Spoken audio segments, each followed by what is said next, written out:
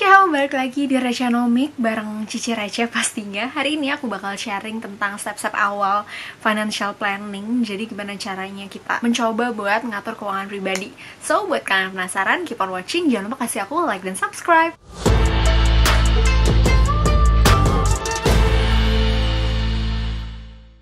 Muncul pertanyaan berikutnya. Pasti kayak, gue tuh nggak kuliah accounting, gue tuh nggak sekolah keuangan gitu. I don't even know gimana caranya rencanain keuangan gitu. Cuman tahu kayak setiap hari gue misalnya perlu apa, gue bayar aja gitu. Nggak gitu guys konsepnya ya. Jadi sebenarnya semua orang bisa pelajarin ini dan semua orang bisa prakteknya. Yang pertama adalah tahu tujuan kamu. Jadi di masa depan itu kamu pengen apa sih? Di 5, 10 atau bahkan 20 tahun lagi kalian pengen apa?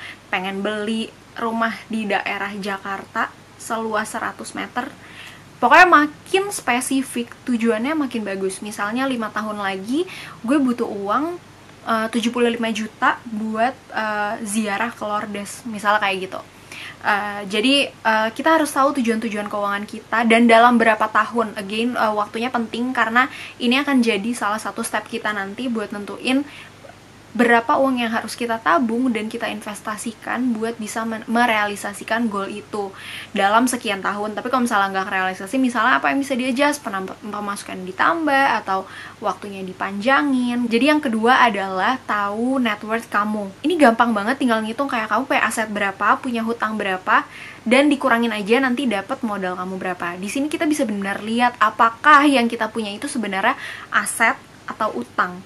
Jangan karena misalnya kita beli sesuatu buat gaya-gayaan, kayak ini gue beli tas LV aset 45 juta baru gitu. Nggak gitu say. Kalau belinya ngutang itu jatuhnya di utang, walaupun nanti setelah utang ya itu jadi barang aset kan, jadi kepemilikan. Tapi sekarang kan statusnya masih di utang selama belum lunas. Jadi di sini masa-masa dimana kita bisa lihat kayak kita tuh berat sebelah kemana. Kalau net worth kita positif itu udah bagus karena kita udah punya modal buat mulai. Tapi yang bahaya kalau net worth kita negatif, nah itu udah mesti hati-hati, mesti benerin pelan-pelan gimana caranya biar nggak minus dan akhirnya bisa jadi positif. Yang ketiga, ini masih berkaitan sama kegiatan sehari-hari, yaitu kita catat pengeluaran kita sedetail mungkin ya. Jadi misalnya jajan bakso 1 mangkok 15.000, terus beli boba kokumi 45.000, yang kayak gitu-gitu. Itu perlu dicatat sama pengeluaran-pengeluaran besar kayak misalnya bayar cicilan rumah atau misalnya bayar pulsa 165.000 kali 2 HP misalnya gitu.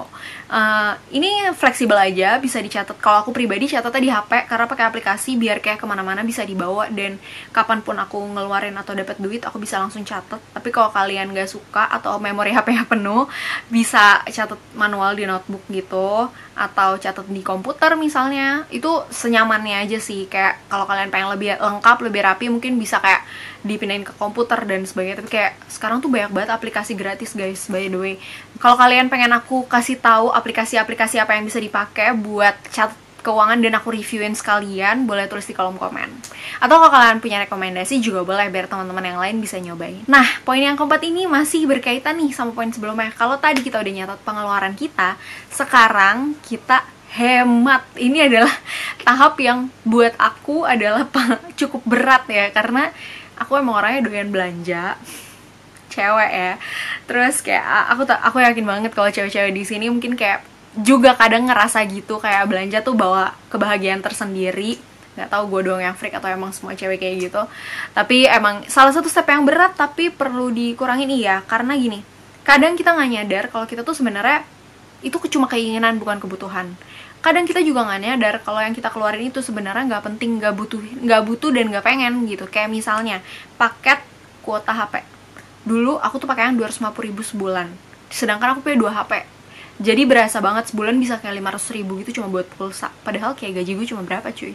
Jadi kayak mikir-mikir lagi ya, karena ini kalau dikali sama gaji sepersekian. Walaupun aku ada pendapatan di luar gaji, tapi kan ini ya coba hitung-hitungannya aja. Terus kayak pulsa sebulan 250.000 dapat kuota misalnya waktu itu berapa ya, 30 giga. Padahal gue di rumah pakai wifi, jadi kayak sebenarnya tiap bulan tuh 30 giga nggak habis gitu. Bahkan kadang-kadang gue pakai cuma kayak 10-15 giga, gak nyampe gitu, kecuali lagi wifi di rumah gue lagi rusak, jadi kayak gue pakai HP terus, tapi kayak itu jarang banget terjadi.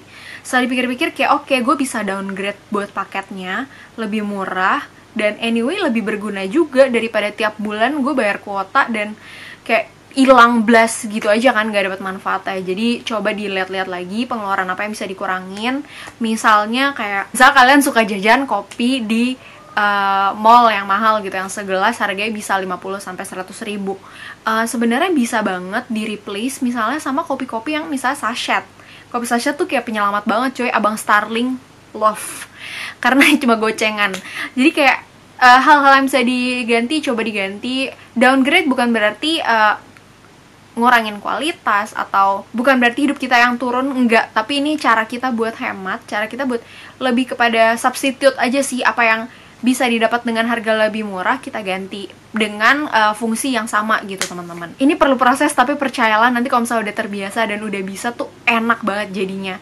Ya aku pun masih kadang-kadang ya tetap belanja tetap, tapi tahu batasnya aja sih, ada budgetnya, dan tahu juga kayak kalau misalnya nggak belanja sebenarnya bisa dipakai buat apa sih. Sebenarnya gue perlu nggak sih belanja gitu, karena sebenarnya belanja ya buat cewek-cewek itu adalah kegiatan memenuhi rumah. Gue mulai sadar ketika mulai sumpek banget kayak kok penuh banget ya kamarnya, rumahnya gitu. Kayak akhirnya tuh barangnya udah gue beli itu semua gue pre-love, gue jualin, kalau nggak gue kasih-kasihin ke orang gitu. Jadi kayak sayang juga kan. Walaupun at the end itu ngebantu juga ya, mungkin kayak kasih ke mbak gitu jadi seneng. Cuman kan ya, next step adalah lunasin utang. Jadi teman-teman ada dua tipe hutang. Yang pertama adalah utang produktif.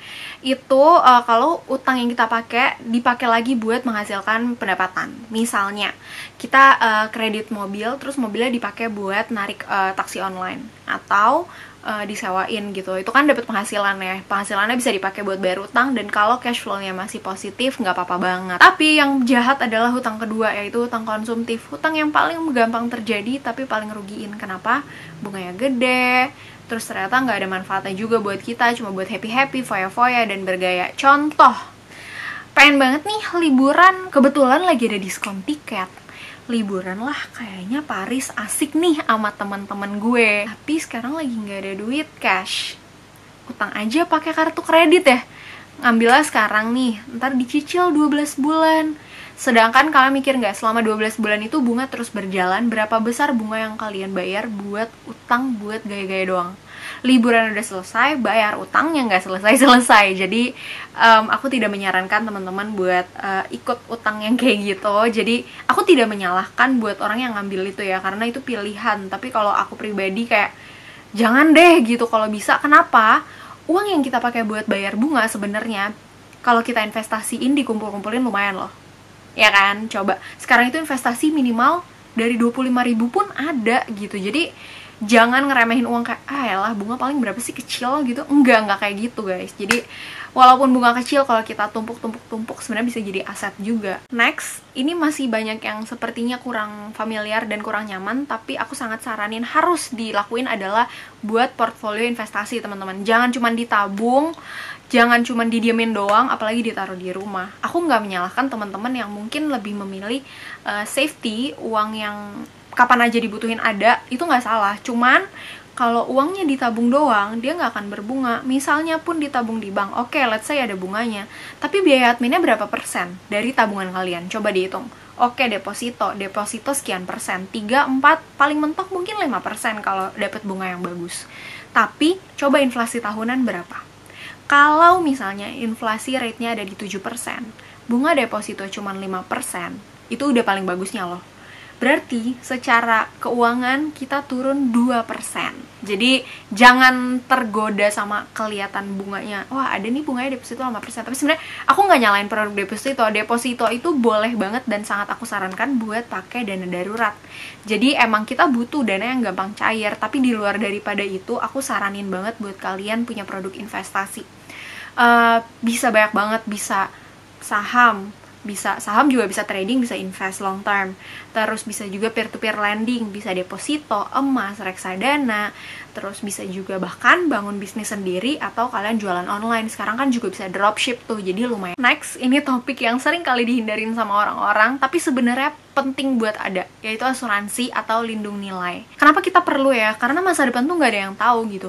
Asuransi kan konsepnya lindung nilai, dimana pindah resiko. Jadi resiko yang mungkin terjadi dan mungkin tidak pada hidup kita pindahin ke perusahaan asuransinya.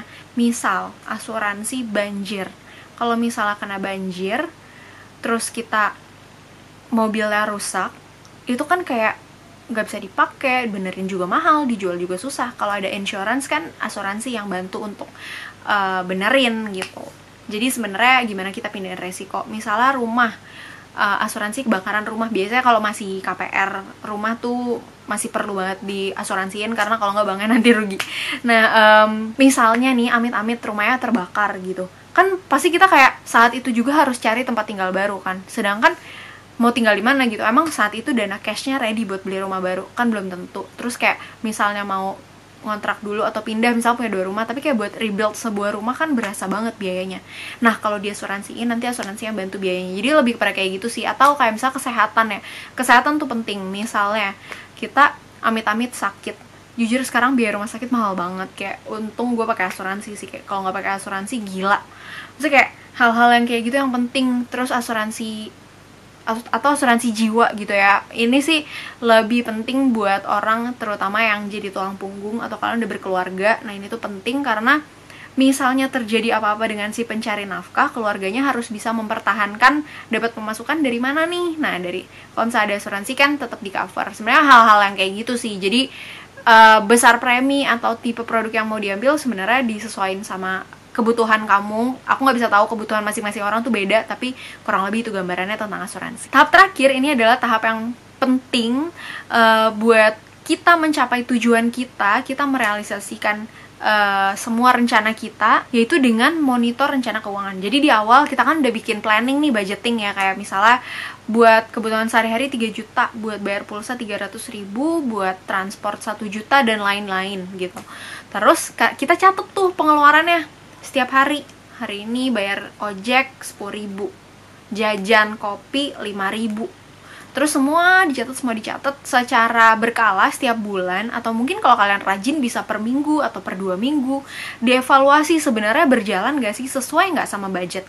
Nah, kita bisa perhatiin lagi nih kalau misalnya emang gak sesuai, apalagi yang perlu di-adjust. Misalnya pengeluarannya, ada pengeluaran apalagi sih yang gak penting, misalnya kebanyakan jajan-jajan, kebanyakan liburan, dan lain-lain. Itu kayak itu masing-masing pribadi kalian yang bisa tahu ya. Kalau aku nggak bisa tahu. Jujur waktu aku praktekin semuanya ini, it's a process. Aku nggak langsung bisa lancar semuanya. Takes me few months buat bener-bener dapetin kenyamanan kenyamanan buat ngejalanin semua ini. Tapi again, setiap orang beda. Mungkin ada yang butuh lebih lama, ada yang butuh waktu lebih cepat buat adjust. Yang penting sebenarnya dijadiin sebuah kebiasaan dan komitmen sih teman-teman. Percuma kalau kalian udah rajin-rajin banget misalnya cari ilmu atau ngebikin budgeting tiap awal tahun, tiap awal bulan, tapi kalau nggak dilakuin dan nggak dimonitor, sebenarnya jadi sayang banget sih. Kalau misalnya kita udah tekad, komitmen, I believe pasti lama-lama bisa dan lama-lama nyaman. Karena percaya deh, yang namanya ngerencanain buat masa depan itu kayak exciting banget, dan ngelaksanainnya juga semangat kalau inget-inget goalnya. Jadi balik lagi ke poin-poin yang tadi udah aku sharingin. Semangat aja buat teman-teman yang baru mau praktek atau teman-teman yang lagi di tengah-tengah praktek, merencanakan keuangan dan merealisasikannya. Semoga cepat terrealisasi, semoga goal-goal teman-teman bisa tercapai di waktu yang tepat. Thank you banyak buat teman-teman yang udah nonton. Hopefully teman-teman suka. Do let me know di kolom komentar kalian suka apa enggak sama sesi Rechenomics kayak gini. Kalau kalian suka, aku bakal tetap bikin sesi seperti ini buat teman-teman biar kita sama-sama belajar dan lebih gampang nelen ilmunya ya. Aku pengen apa yang aku sharing tuh gampang ditelan dan gampang dipraktekin soalnya. Jadi feel free to let me know, and I hope to see you guys on another video. Bye bye.